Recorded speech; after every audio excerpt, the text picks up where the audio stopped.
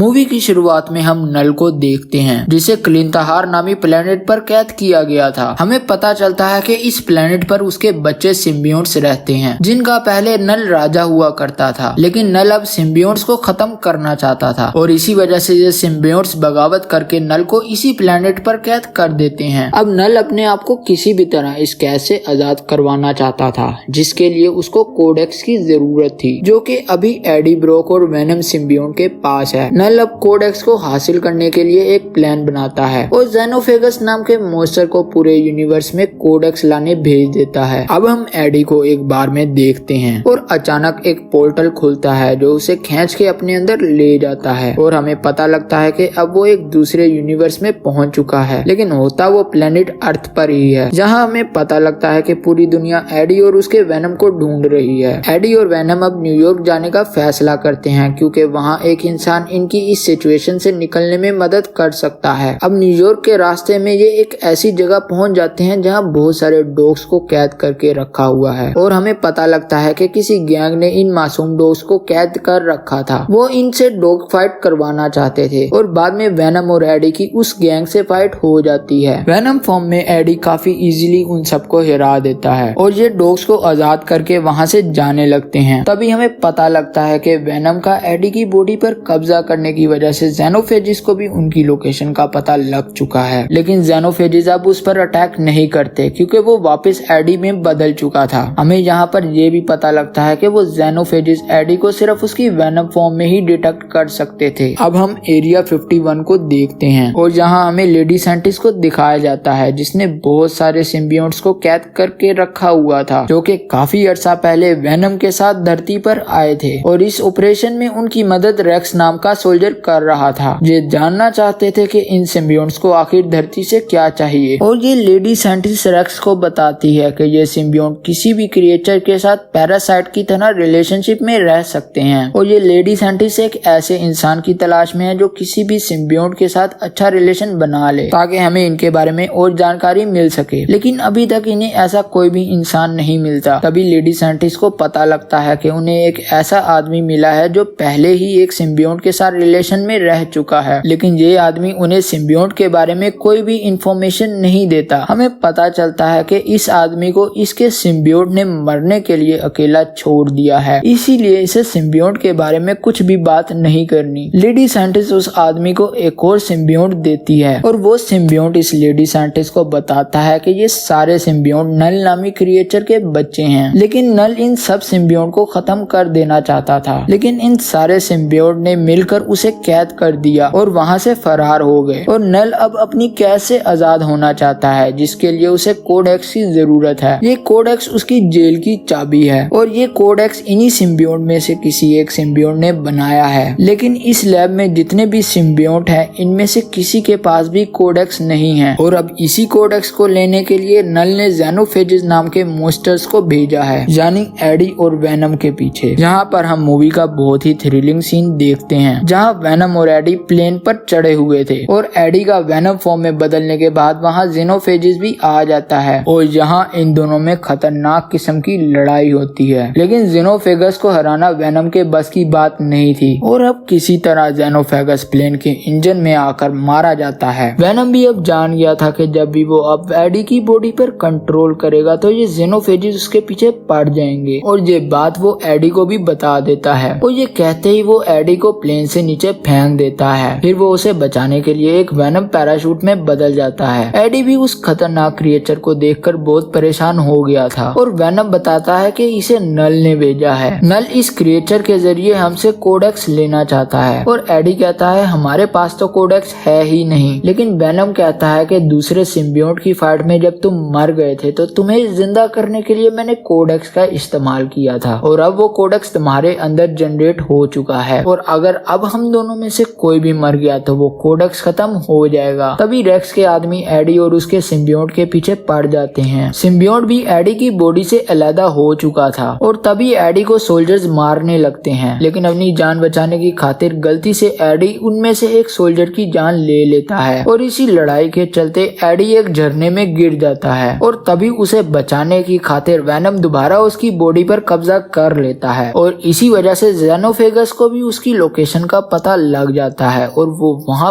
पहुंच जाता है। अब इससे पहले ज़ेनोफेगस दोबारा एडी पर अटैक कर देता है। ये दोनों पानी से निकल जाते हैं और वेनम भी एडी की बॉडी को छोड़ देता है। ज़ेनोफेगस को भी अब एडी और वेनम नजर नहीं आते और हड़बड़ाकर वो भी उन सोल्जर्स को मार देता है जो वेनम और एडी के पीछे आए थे। एडी वहाँ से नंगे पांव भाग जाता है और खुशकिस्मती से उसे एक फैमिली मिल जाती है जो कि रोड ट्रिप पर जा रही थी और एडी उस फैमिली से लिफ्ट ले लेता है। अब रास्ते में ये फैमिली फाइनली एडी को लॉस वेगस छोड़ देती है, जहाँ वो उसे जूते और कुछ खाने को पैसे भी देती है और जहाँ पर एडी अपनी एक पुरानी फ्रेंड से मिलता है जिसे एडी की वेनम फॉर्म बहुत पसंद थी और उसे खुश करने के लिए वेनम भी दोबारा एडी की बॉडी पर कंट्रोल ले लेता है और ये दोनों यहाँ पर डांस करने लगते हैं। लेकिन वेनम फॉर्म में बदलने की वजह से ज़ेनोफेगस भी उनकी तरफ अट्रैक्ट हो जाते हैं और इन्हीं के डांस के दौरान वहाँ ज़ेनोफेगस भी आ जाता है। वेनम अक्लमंदी दिखाते हुए एडी की बॉडी को वहीं छोड़ देता है और ज़ेनोफेगस को वेनम ना मिलने की वजह से वो भी वहाँ से चला जाता है। लेकिन उसके जाते ही वहाँ रेक्स के आदमी आ जाते हैं जो वेनम और एडी को अलग अलग करके पकड़ लेते हैं और जब एडी की आंख खुलती है तो वो खुद को एरिया 51 में पाता है। यहाँ एडी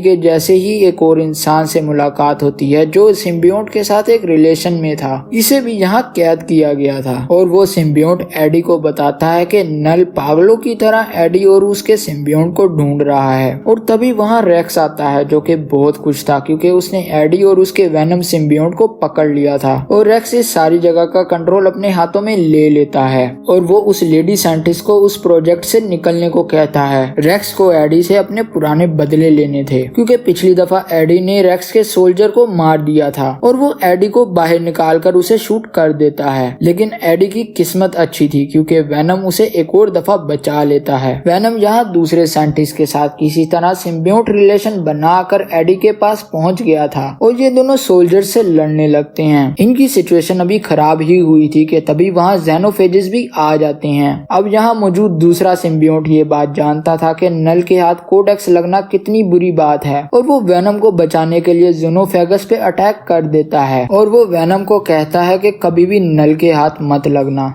ज़ेनोफेगस भी अब दूसरे सिम्बियोट को मार देता है। वेनम भी जानता था कि इस ज़ेनोफेगस से लड़ना इंसानों के बस की बात नहीं है, इसीलिए वो दूसरे साइंटिस्ट को सारे सिम्बियोट्स आजाद करने को कहता है। वो सिम्बियोट्स भी बिना कोई वक्त जाया किए दूसरे इंसानों के साथ बॉन्ड बना लेते हैं और इस ज़ेनोफेगस से लड़ने लगते हैं और ऐसे यहाँ पर एक बहुत खतरनाक लड़ाई शुरू हो जाती है। इतनी देर में वहाँ वो फैमिली भी पहुँच जाती है जिसने एडी को लिफ्ट दी थी। ये सब तो यहाँ एलियन देखने आए थे, लेकिन इन्हें बहुत सारे सिम्बियोट्स और ज़ेनोफेजिस की लड़ाई देखने को मिलती है और ये इस सब को देखकर बहुत डर चुके थे और सिर्फ एक ज़ेनोफेज बहुत सारे सिम्बियोट्स पर भारी पड़ रहा था और तभी ज़ेनोफेगस अपने बहुत सारे साथियों को दूसरे यूनिवर्स से बुला लेता है और सबको मरता देख वेनम भी इन ज़ेनोफेगस से लड़ने वापस आ गया था। ये ज़ेनोफेगस बार बार मरने के बाद भी दोबारा जिंदा हो जाते थे और यहाँ पर वेनम को सिर्फ एक ही फैसला नजर आया और वो कहता है कि यहाँ पर लोगों को ज़ेनोफेजिस से बचाने के लिए हम दोनों में से एक को मरना होगा, क्योंकि हम दोनों में से एक के मरने के बाद कोडेक्स तबाह हो जाएगा और ये ज़ेनोफेजिस वापस चले जाएंगे। जहाँ पर एडी फैसला नहीं कर पा रहा था, लेकिन वेनम यहाँ एडी के फैसले का इंतजार नहीं कर सकता था क्योंकि ज़ेनोफेजिस अपने आप को रीजनरेट कर रहे थे और फिर वेनम अपना एक बड़ा सा रूप दिखाता है और इन सारे ज़ेनोफेगस को अपने अंदर लपेट लेता है और उन्हें लपेटते हुए ये एक मशीन की तरफ बढ़ने लगता है। ये मशीन हाई टेम्परेचर से एलियंस को मारने के लिए बनाई गई थी और इस मशीन को ऑपरेट करने का काम वेनम रेक्स को कहकर गया था। वेनम और सारे ज़ेनोफेजिस के उस मशीन में जाने के बाद रेक्स भी उस मशीन को एक्टिव कर देता है और ऐसे वेनम के मरने के साथ वहाँ एक बहुत बड़ा धमाका होता है और सब लोग वहाँ बेहोश हो जाते हैं, जिसमें